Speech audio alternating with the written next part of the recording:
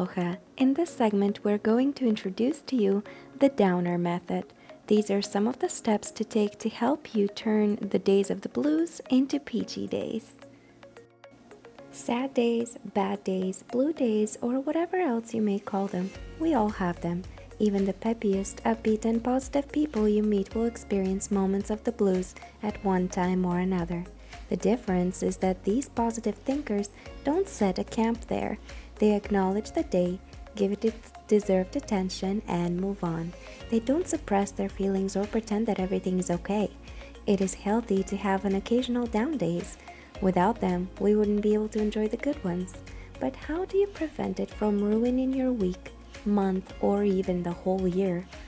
Most of the optimistic people we usually meet have a system or a formula they apply to help them smoothly sail through the blue waters. Here is the downer method. The downer method consists of 6 steps. Downer stands for diagnose, observe, write, notice, evaluate, rest. Step number 1 is diagnose. The first step is to scan our body physically and emotionally and to recognize that there is an issue. You wake up and everything seems to irritate you. You don't have a reason for your irrational behavior, so you start thinking maybe there is something wrong with me. There is nothing wrong. You are human, and as such, you are granted a few moments of unreasonable emotional behavior once in a while. You are not alone. There are others just like you who are going through the same thing. The diagnosis is you are normal. So now what? Step number 2 is to observe the situation for what it is and to observe how you are reacting to it. It is important to know that during those down days, we will always see the situation with more of the negative. It is like looking through a stained glass. If there are important decisions to be made, really think. It may be best to postpone them for another day when your mind is clearer. You want to be able to make a decision based on reality and not on your emotional perception of the situation. Step number 3, write. It is therapeutical to write down your feelings and emotions when you feel overwhelmed. If you can't share them with anyone, you can always write them on a piece of paper. Why?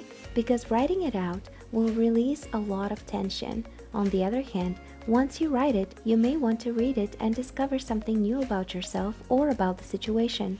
Writing it out may provide more clarity and shine a light onto the real root of the problem.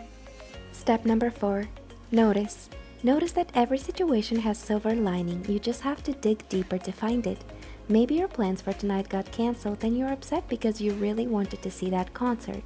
But on the bright side, you can stay in, catch up on your self-maintenance, and wake up more refreshed and rested for the next day. And if you dig and still can't find the good thing about the day or the situation, just know it will be over tomorrow as you begin another one.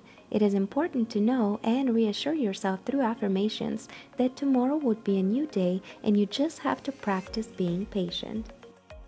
Step number 5, evaluate. This is your time for self-reflection. Is the day happening to you, or are you self-inflicting some of the pain? Are you making it worse than it what actually is? Often during a bad day, we would experience very demeaning self-talk. There may be memories and painful experiences that may surface in your mind, trying to break your spirit. Evaluate how you are speaking to yourself, what thoughts are going through your mind, and remember that no matter what happened, you will have to forgive yourself and be kind. You are the only person who is always going to be with you until the day you die. How do you feel about the person in the mirror? Evaluate, reflect, and be honest with yourself. You deserve it. Step number 6, rest. We live a fast-paced life in which we often put importance on other things and people. We often deprive our bodies of some of the basic needs such as rest and sleep, thinking that we would somehow make time or win some kind of a race with sacrifice of our bodies. It is only natural that one day the body would rebel and demand the care, or it may even fail you due to the many years of neglect. Listen to your body. What is it trying to tell you? If it is rest you need, take it. If it is a nap you need, take it. If it is a walk you need, take it. Take a break and recharge. You can't run on empty. And remember, it is a bad day. not a bad life.